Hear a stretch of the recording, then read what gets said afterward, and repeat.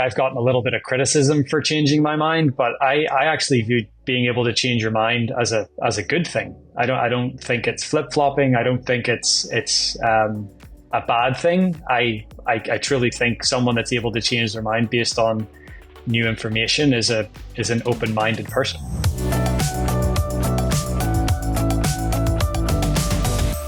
The last time the PGA Championship was hosted at Valhalla 10 years ago, you won.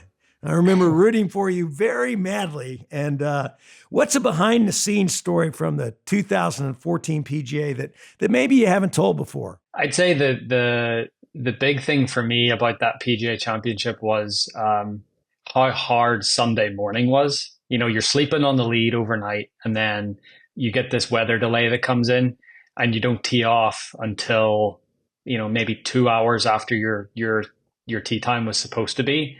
So I think just waiting around for those, you know, just that all that extra time, and you've got all this like anxious energy, and you just want to get out there and try to, you know, get this thing, basically try to get it over and done with. And, you know, that was the hardest part of the week. The golf was almost like the easy part. The hard part was trying to keep my mind quiet on Sunday morning when I had to wait those extra couple hours to go out and play. You know, I think all leaders have that as a challenge from time to time. You know, what do you do when you have that anxiety creep in? I mean, how do you get the quiet mind? Sort of counterintuitive, but I always try to imagine the worst case scenario. Like on the golf course, okay, well, you know, if you're worried about the first tee shot, okay, if you hit it in the trees, what are you going to do? You're going to walk up to your ball, you're going to try to find a gap in the trees, and you're going to figure it out. You know, you trust that you've done this so many times before. You fall back on all those experiences that you've had before. And so it's a counterintuitive way to look at it. But I think when you imagine the worst case scenario and you come out of that and you think, well, that worst case scenario actually wouldn't be so bad because I'd figure it out and I'd make a different decision and then I'd move forward. I think that gives you a level of comfort instead of just ruminating in your head the whole time. You know, Rory, I met you a little over 10 years ago. And, you know, one of the things that really piqued my interest was your interest in me, you know, and the fact that you peppered me with all kinds of questions. And it was clear to me that you're really a very active learner. And, you know, how do you go about just, you know, learning your business acumen? Because I'd like you to just share some of the interests you have outside of golf, which is really considerable. Now, some of them are golf related, but you've really line extended yourself and moved into other businesses. Tell us about what you're into. Yeah, I have. I would say that the first part about being an active learner. I would say that I didn't pick that up until probably my early 20s. I wasn't much of a student. I wasn't too interested in school. But I think as I traveled the world and as I started to, and I think traveling the world is a wonderful education. You learn so much about yourself. You learn so much about other people and different cultures and how other people live and their beliefs. And I think traveling is such a great education in itself.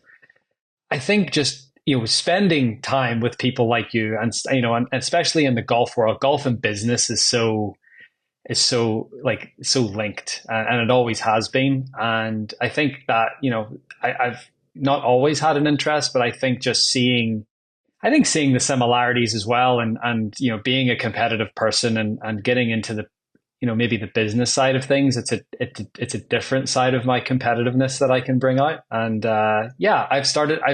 what I've really gotten interested in, it's within the golf world, but it's how can we bring the game of golf into the 21st century?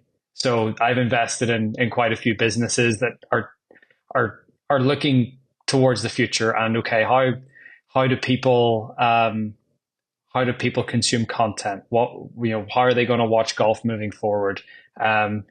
People, you know, there's more golf shots hit not on golf courses anymore. So Top Golf and Pop Stroke and Puttery and simulator golf. So how can we take advantage of that? How can we get more people into that? That's an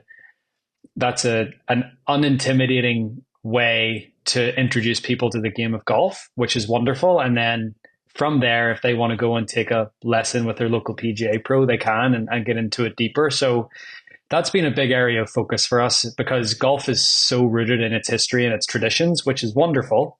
But at the same time, it has to move into the 21st century. So that's been a big driver for me. And then I think from there, just, in the investing world and seeing opportunities and trying to learn from people that I either play pro-ams with or I learn from people that I've gotten to know just, within the golf world. And, that's a passion of mine. It's a passion to, try to look forward and see if there's a company that's doing really interesting things and whether that's an opportunity that you should take advantage of. And I think the one thing that I'm grateful for is that I can certainly invest my money in certain companies or in certain things, but I think I've got enough of a platform to try to influence those investments in some way as well. So more of an active investor rather than a passive one. So it's been very, very. It's been an education. It still is an education. Golf is my full-time job, and I want to make sure that the main thing stays the main thing. But I think I'm a more well-rounded person by having these other interests in my life. I like to get into how people make decisions, and you did kind of get out of golf on this one. Tell me about how you made the decision to get involved in Formula One. So I've always been a fan of Formula One, but it was never something that I thought that I would get into from an investment standpoint. It's a pretty expensive sport, and I think this is the other thing. When I invest, I also want to see who's investing in the same thing. So I invested in the Alpine Formula One team, and Ryan Reynolds and his partner Rob McIlroy, who they have their own fund called Maximum Effort. They were investing in the same round as I was, and I thought that was super interesting because I watched what they've done with Wrexham, and they've turned a relatively obscure, British soccer team into one of the most well-known sports teams in the world. And I think they've got such a great platform, and they can amplify what they do so much. And I thought to co-invest with them would be a really great opportunity and might provide some more opportunities down the road. So that's the Alpine thing and getting into Formula One was exciting as a fan, but also who I was investing with was really important. So, you have all these business interests, which means you're bringing on a lot of people issues, a lot of people challenges, either people that you pay as consultants or people that you bring on your team directly. How do you think about the people you have to lead? So I always try to say to whoever is working on my behalf, you are now an extension of me. And, I want you to try to act accordingly, and whatever that means. But I think for me, I would like to, I think I'm a pretty kind person, and I like to lead with kindness and encouragement. And I wouldn't ask anyone to lead with an iron fist unless they really, really feel like they have to. But definitely compassion. I think that's, trying to be compassionate, trying to see things from the other side at times, and just trying to have an open mind, I think is a great way to either lead yourself or if you have to ask people to lead for you. I think that's a good way to do it. Now your caddy, Harry Diamond, you've had for quite a few years now, and you have a great relationship. He's one of your best friends, if not your best friend. What advice can you give leaders on making business relationships work with close friends? It's difficult. And for me, I have a lot of those in my life where it's either a friend has become someone that I work with, or someone that I work with has become a very close friend. So I do have quite a lot of those relationships in my world. And the one great thing about it is I know that I can be so open and honest with Harry and he's not going to get upset or he's not going to take it the wrong way. And he can be so open and honest with me, and he feels exactly the same way. So I think open, honest communication, not being afraid to say the hard things sometimes. I think that's a level of comfort that you need with anyone that you work with, or any relationship you have in your life. But especially when you've got that dynamic where you've got a very good friend that also is working with you in some way, being open, being honest, having clear communication at all times, not keeping anything to yourself, just letting it all out there.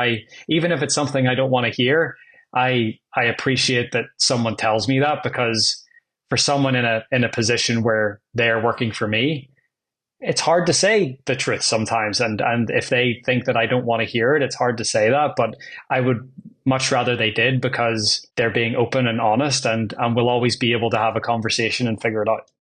You know, I know you and Harry met when you were kids growing up in Northern Ireland. So I want to take you back to that period of your life. Is there a story from your childhood that has really shaped the kind of leader that you are today? So at Hollywood Golf Club, where Harry and I grew up, Harry's 5 years older than me, just under 5 years older than me. So we met in the summer of 1996. I was 7 years old at the time. He was 11 or 12. And I was always the youngest kid at Hollywood Golf Club. So I think by being the youngest and having to try to prove myself all the time, I think that sort of shaped my leadership style, in terms of like trying to lead by example and trying to prove myself over and over again. That I think that's the mindset that I always try to take with all things in my life. It's almost like, what you did yesterday is wonderful and it's great, and if you've had success, but that doesn't necessarily mean that you're going to have success moving forward. So keeping on proving yourself, keeping on trying to master your craft, keeping on trying to lead by example. Those are so many. I think by being the youngest a lot in my early years, I think that really shaped how my mindset is when it comes to that.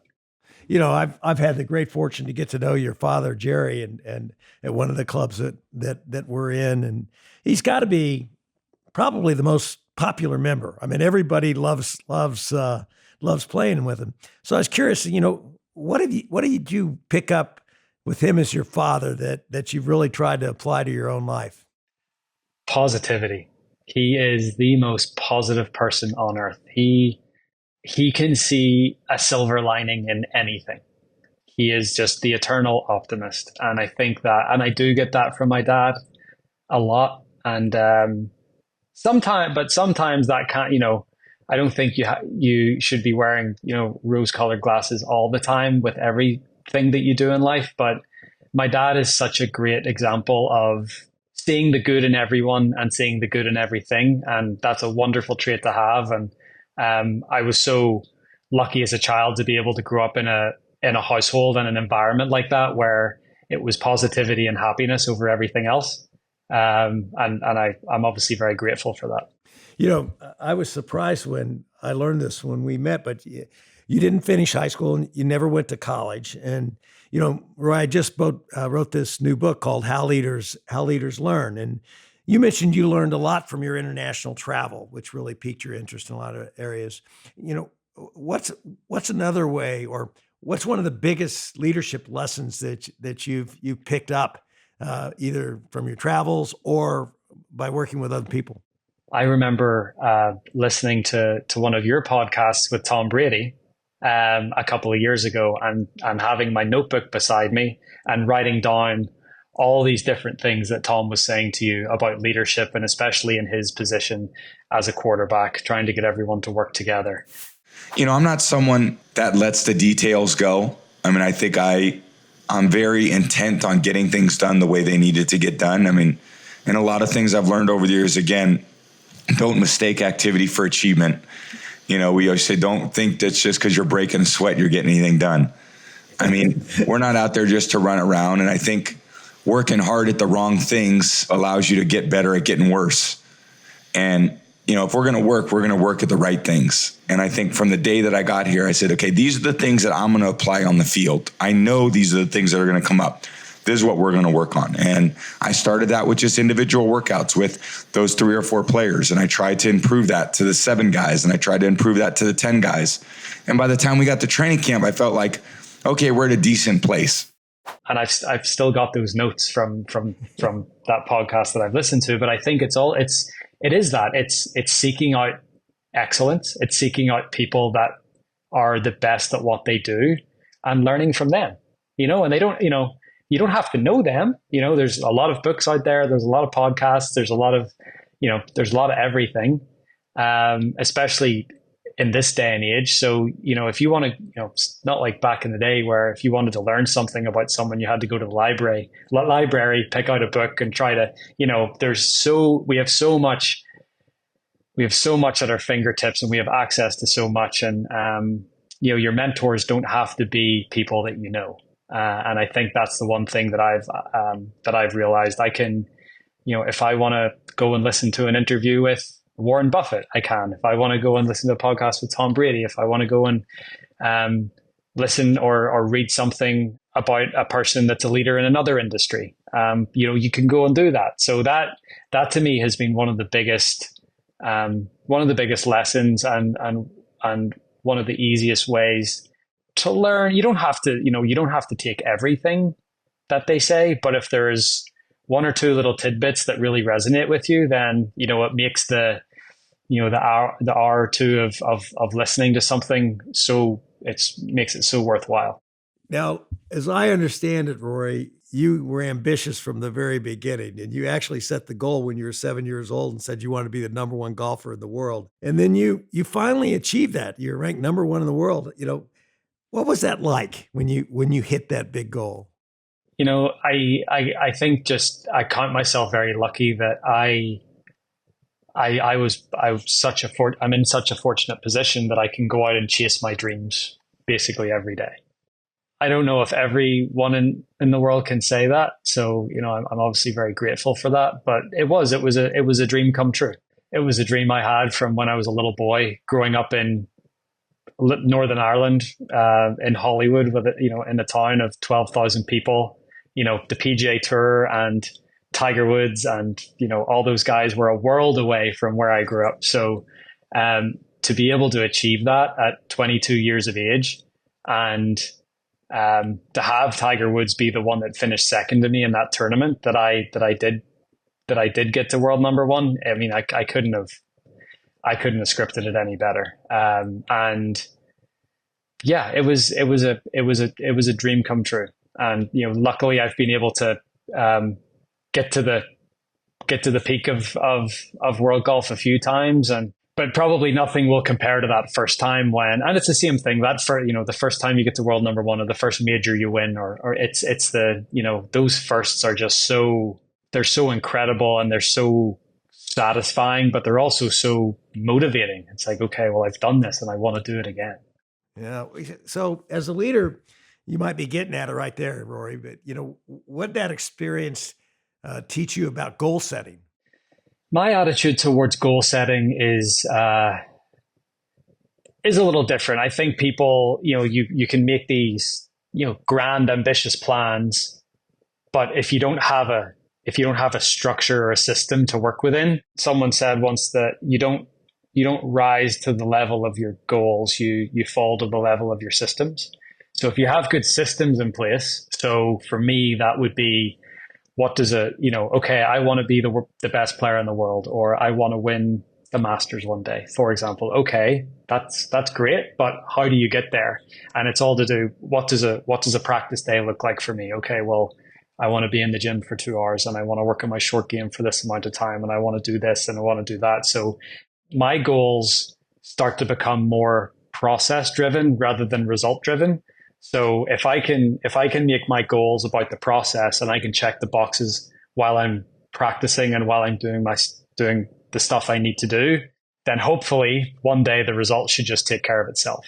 That's sort of my attitude towards goal setting. But you need to set the big goal to start, obviously, But then it's breaking it down into these little sections that I think is the real important stuff.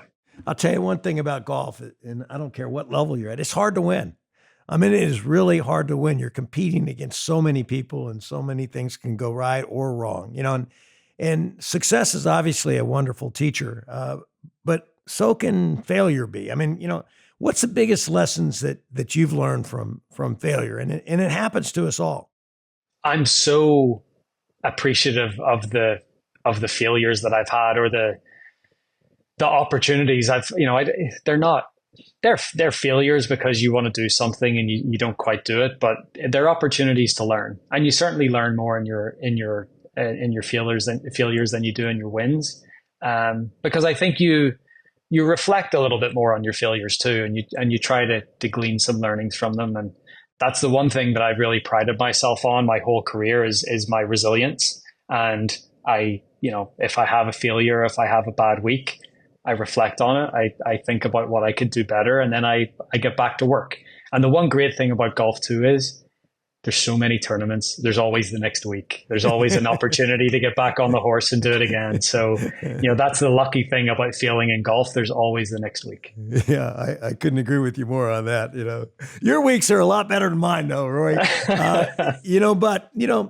One of the things I just love watching is the Ryder Cup. And I love the passion and the spirit that you personally have for the Ryder Cup. I mean, you almost look like you're having an out-of-body experience, and you love it so much. In your own words, if you had to wrap it up, why is it so damn special? I think you're playing for a purpose bigger than yourself. That's why it's so special. You're playing for your teammates. You're playing for your captain, your vice captains.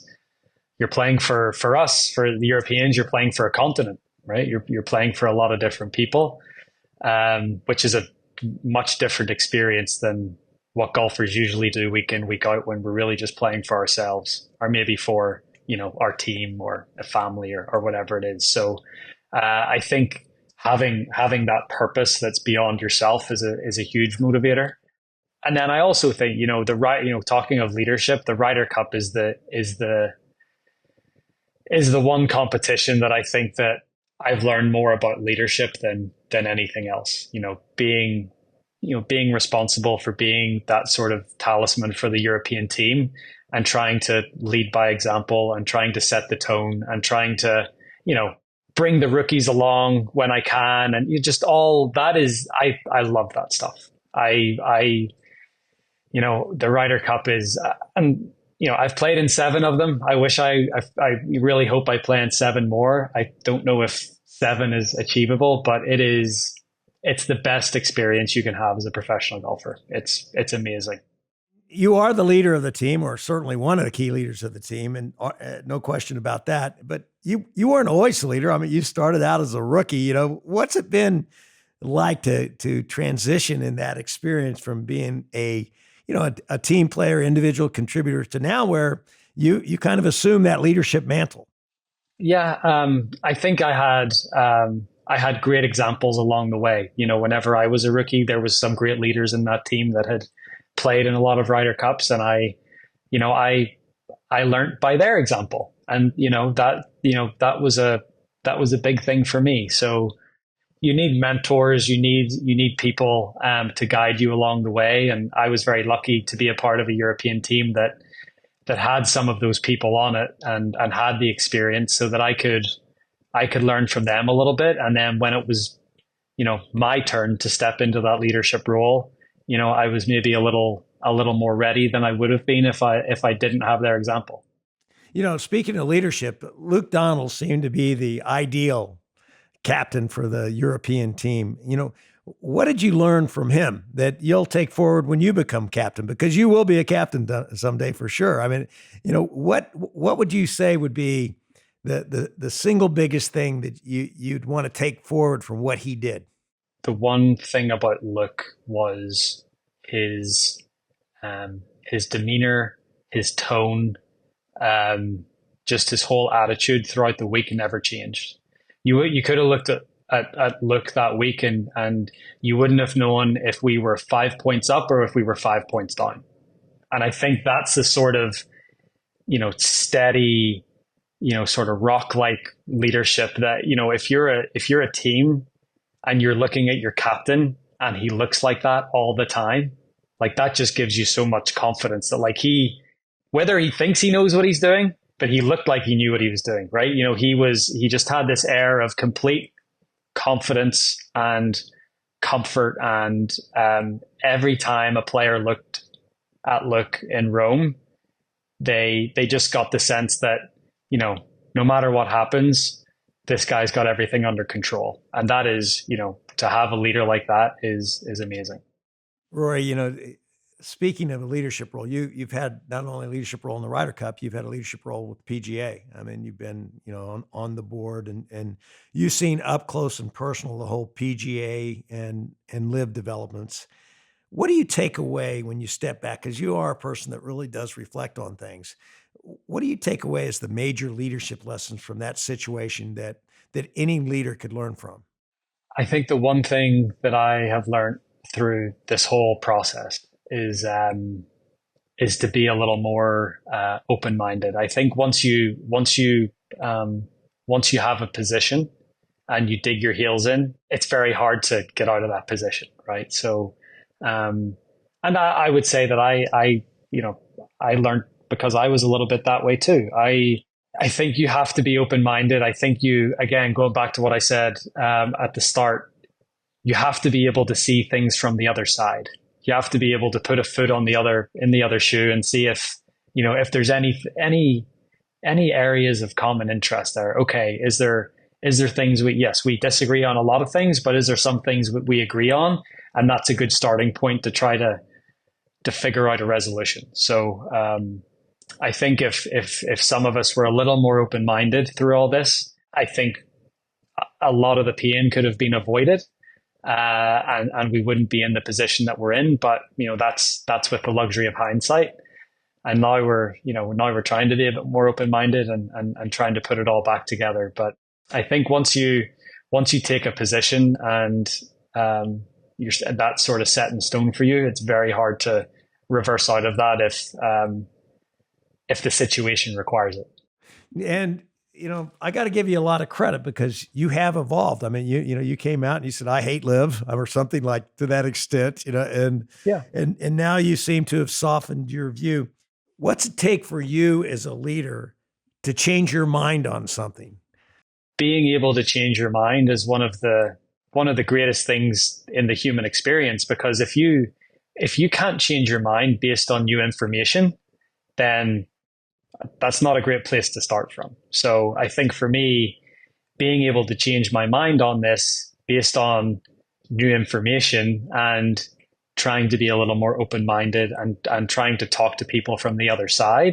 Yeah, of course that, you're going to hear both arguments and both sides, and you're going to make your mind up and sort of see where you land. But I feel like I've gotten a little bit of criticism for changing my mind, but I actually view being able to change your mind as a good thing. I don't think it's flip-flopping. I don't think it's a bad thing. I truly think someone that's able to change their mind based on new information is an open-minded person. I couldn't agree with you more. And one of the things that I've had to open up my mind to is LIV, because I'm a golf purist. Turning on the television and watching LIV with the music and guys out there playing shotgun start, all this kind of good stuff.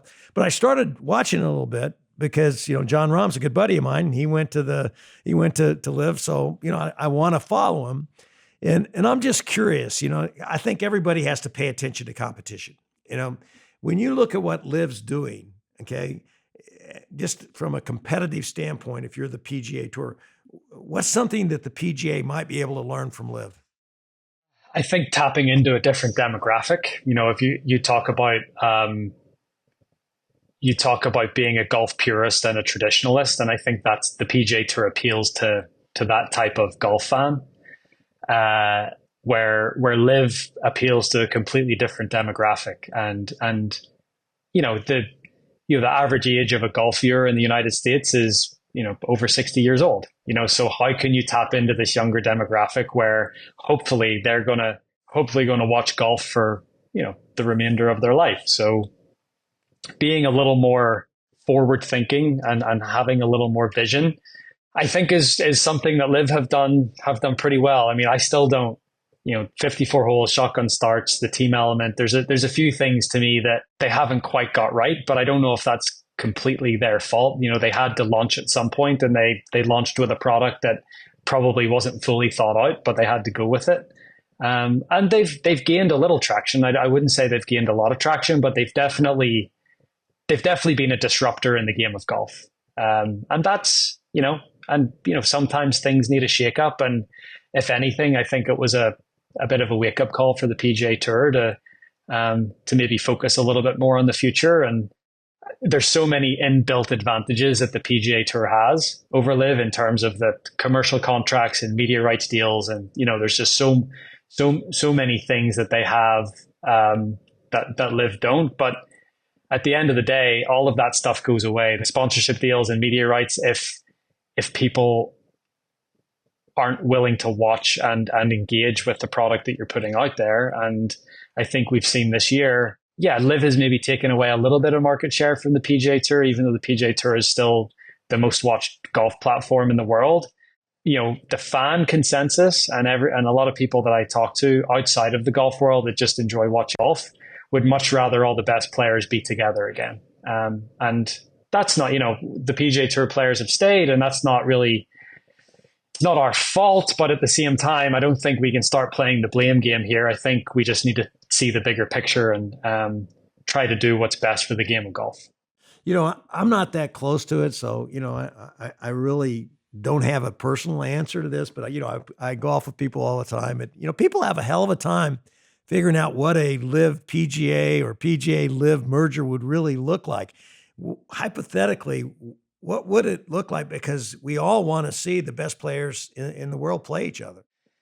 I'd say the core golf season wouldn't look much different. So you've got the 4 major championships and the bigger individual tournaments. But I think there is a way. So, Tiger, myself, and Mike McCarley founded TGL a couple of years ago. That's going to launch in January of 2025. So that's a fun, forward-thinking team type of league that, in golf. And I think that, will hopefully provide the viewer a different sort of experience of how to watch golf. And, it's going to be very cool, very much technology forward, massive, it's not even, it's a disservice to call it a simulator. It's, you're hitting balls into this IMAX screen. And it's it's a made for TV event, so it's going to be a very different way to consume golf. But I think if there's a way we have TGL, which is purely PGA Tour players, but if there's a way to expand team golf and try to make it like this bigger entity, so that you maybe have TGL can have some of the LIV guys come over and play with their teams. And then maybe LIV more on the back end of the year, like post the summer, sort of going into the fall. Maybe have some of the TGL teams start to play in some of the LIV type tournaments. It's a bridge. I don't know if that's like if it's like that would be the permanent solution, but it at least is something where, because it seems like the team element is something that is very important for the LIV people. So if you can try to incorporate more of that team golf within the entire calendar year, that's sort of like a win for them. And then also if you can put everything back together a little bit and have, it would be great for John Rahm to be here this week in Charlotte, or, Bryson to be at the Arnold Palmer Invitational because he's won there before, or Cam Smith to be at the Players Championship because he lives there and he's won there. I think, guys made those decisions to not be able to take a part of those, which is fine. But at the same time, I think those tournaments would benefit from having those guys there. So it's a long road. I don't think we're really going to see anything materialize until at least 2026. But I know that people are putting their heads together and trying to figure this out. So there's hope. seeking some common ground, it sounds like, and some common sense might get us there, Well, hopefully for the world of golf, that's in the cards, I'm going to shift gears here, and I know this might sound like a strange one, but explain to me, how does juggling make you feel better as a golfer? Yeah, I did quite a bit of, and I still do. I do quite a bit of. I don't want to call it like brain training, but ways to activate different parts of your brain and your prefrontal cortex or your whatever it is. And how it was explained to me was juggling is a very good way to sort of activate the gray matter in your brain. So it's almost like you get into this trance-like meditative state, but also having to sort of focus at the same time and doing something with like your motor skills. So I think juggling, there's a lot that goes on in your brain, and it activates a lot of different parts of your brain. And that was the reason that it was suggested to me that I should take up juggling. Are you pretty good at it? I'm pretty good at it. Yeah, I've gotten pretty good where I can't quite get 5. I can do 3 and I can do 4. And what do you juggle? Just juggling balls or golf balls, or I haven't went to knives or fire or anything like that.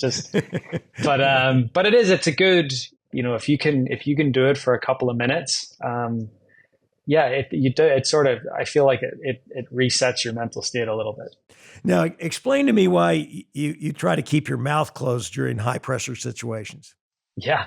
So I'm very much a mouth breather, which and this is just the curiosity in me, and I've read a lot of books, and I honestly think I had some rib issues when I was in 2017, 2018, and I think some of it was to do with the fact that I breathe through my mouth and not through my nose. So I breathed very high up. It was all in my chest. It was all where, breathing through your nose, you gotta expand your diaphragm and you actually breathe properly. Like if you look at a little baby breathing, their belly goes up and down, not their chest. So I almost needed to retrain myself on how to breathe properly. And then what happens when you breathe properly is your nervous system starts to relax. So it's much easier to tap into your parasympathetic system rather than your sympathetic. So fight or flight, basically. So, and on the golf course, you want to be as calm and as, level-headed as you possibly can be. So one of the things that I do is when I walk between shots, I just try to keep my mouth closed unless I'm talking to Harry or whatever it is. But, if I can just remember to breathe through my nose on the golf course, I just know that it helps my mental state and my nervous system so much. I'm going to try that before I give my next big speech. I've heard you say your love for golf is unconditional. How have you, Rory, sustained that level of passion for so many years now, in spite of the high highs and the low lows? I would say because I love the game. I love the game of golf. I play it competitively, and because I play it competitively, you have wins and losses, you have good days, you've got bad days. But I love the game. I love going over to Seminole and playing with my dad. I think that's the reason. And I think if you find anyone who is truly great at what they do and they're passionate about what they do, it's because they just have this innate love for it. I've loved the game ever since I knew how to walk. And I don't think just because I'm a competitive golfer now, I don't think I'll ever lose that, because I don't see it as a job. I see it as I get to play this game that I love. The game of golf has been so good to me and so good to my family. The opportunities the game of golf has given us. And I think just being grateful for that, because I could have picked another sport, or I could have picked another profession, but I chose golf, and I loved golf, and golf has loved me back. And that's awesome. So you don't really recall a time when your passion waned for golf and you had to get it back? I do. So, um, just had to take a break. So I would say, um, it was the summer of 2005. I was 16 years old. I, my, and this, like my dad would drive me to all these different tournaments around Ireland. And we were coming back from the Mullingar Scratch Cup that I had just won. Well, I'd won this tournament, and it was, it was great. But I remember driving back in the car, and I said to my dad, I don't know if I want to do this anymore. All my friends are off school and they're going and doing whatever, and I feel like I'm missing out and all this stuff. I just won a tournament. I'm not happy. All typical teenager stuff that the emotions that you go through. So my dad said, "Fine, look, take a few days off, see how you feel," knowing full well that when I take a few days off, I couldn't wait to get back to the golf course. So, he knew me so well. He's like, whatever you want to do, Roy, your mother and I will support whatever you want to do. If that means that you need to focus more on your schoolwork, that's, if you're not going to play golf, that's something you're going to have to do. But he said, take a few days off, take a week off and see how you feel.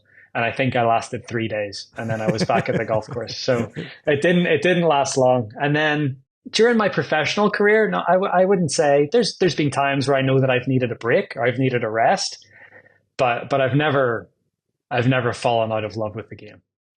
Rory, this has been so much fun. I want to have some more with my lightning round of questions. So are you ready for this? Ready. All right. 3 words that best describe you. Happy, driven, compassionate. If you could be one person besides yourself for a day, who would it be? Steph Curry. Your biggest pet peeve? People talking over you in a conversation. Who would play you in a movie? Ben Affleck. Imagine it's the final round of a big tournament. You're on the 18th hole, a par 4, and you need a birdie to win it, but someone else has to hit your shots for you. Who's hitting the drive? Ludwig Aberg. Who's hitting the approach shot? Justin Thomas. Who's putting? Denny McCarthy. What's the number of hole-in-ones you've made? 12. Your most memorable golf shot? Probably that 3-wood at Valhalla on Sunday during the PGA. Oh, nice little eagle you made there, big guy. What's one thing that your wife, Erica, and Arnold Palmer have in common? They both share a birthday, September 10th. What's something you'd only know about Northern Ireland if you'd been there? In my opinion, the people are some of the best people in the world. If I turned on the radio in your car, what would I hear? Hip hop. What's something about you that few people would know? I'm a big watch collector and I'm a big wine collector. Your most meaningful tournament victory? It's out of left field, but the 2013 Australian Open. I had the worst season of my professional career in 2013. I changed equipment. I sort of really struggled to make the switch. I just had an awful year. I didn't have a win, didn't play well. And I went down to Australia and I played with Adam Scott all 4 days. He was the reigning Masters champion. And I ended up beating him on the 72nd green. And that was just, of all the trophies that I have at home, that little Stonehaven Cup, the Australian Open trophy, it's meaningful because I feel like it got me back on track to then go and have the great year in 2014 that I did and go on to win 2 majors that year. So that Australian Open will always hold a special place in my heart. That's great. I would have never guessed that one. That's fantastic. Just a few more questions and I'll let you get back to work. Analytics are like everything today on almost every field. I mean, how do you use analytics to determine what you need to get better at? I work with a stats analyst, and he sends me he sent me a deck this week on Valhalla and what you need to do there to play well, and you need to focus on between 150 and 175 is a big area of focus, and you have to focus on putting between 18 and 24 feet, and you have to do this and the good thing with golf now is we have all this data available to us. So through the ShotLink system that the PGA Tour uses, and then through the TrackMan that, we use every day on the driving range. And so I think the numbers thing for me, the strokes gain numbers as well on tour are so good because you can see how you're doing compared to the rest of the field. It's not just, the old stats were, okay, greens in regulation or, driving accuracy. And that didn't really tell you a story of, well, how does that match up with everyone else that's playing that week? So the strokes gain system it's a great way to measure yourself against the rest of your competition. And it breaks it down into strokes gained driving, strokes gained approach, strokes gained around the green, so chipping, pitching, bunker play, and strokes gained putting. So, through those four areas, you can see what you're deficient at, and then you can break it down even further and be like, okay, well, my strokes gained approach isn't good, but okay, the reason is because I'm really lacking between 125 and 150. So I'm going to go work on my yardages between 125 and 150. So you can get into the nitty gritty of it, which I think is, I'm always a proponent of more knowledge, more information. You can choose to do whatever you want with that information, but I always think that more information is better. Roy, one of the things I've been impressed with is your work with the Rory Foundation. Can you talk about what you're focused on and how you think about giving back to others? So the way I try to describe it is I'm very lucky that there hasn't really been anything in my life that has, like from a health-wise, from a family member or someone else that's made a huge impact on me. So to me, I've always resonated with children. I love children. I love spending time around children. So I've always tried to help either disadvantaged children at home or children that, have cancer. I've done a lot with the Cancer Fund for Children in Northern Ireland, which is a great charity that basically has built respite centers for children with cancer, but also their families, because taking care of a child with cancer, that's a huge burden for a family, and they need a place to go to be able to recharge and rewind and try to feel like a sense of normality. So I've done a lot of work with them, and they do some great work, and that's been amazing and unbelievably fulfilling to feel like you're making a difference in people's lives. So but yeah, for me, it's if I can help children, disadvantaged children that are born into undesirable situations, if I can do that through my platform and through financial aid that I can provide, then that's a wonderful way I feel to give back. That's great. And speaking of children, what have you learned about leadership being a father to Poppy? It's a lot of responsibility. I think it's you want your I feel everyone has a responsibility to make sure their child grows up in a really positive, nurturing environment where they're able to express themselves freely. And that's been my whole thing. I think Poppy has turned into she's quite a strong-willed little girl, which is a great thing. She knows what she wants. She's not afraid to tell you, which I think is great. And in this day and age, it's, the more of that, the better. So, but, as a parent, there's a big responsibility to provide an environment that is safe and that is nurturing. And, I think we've done that, so much.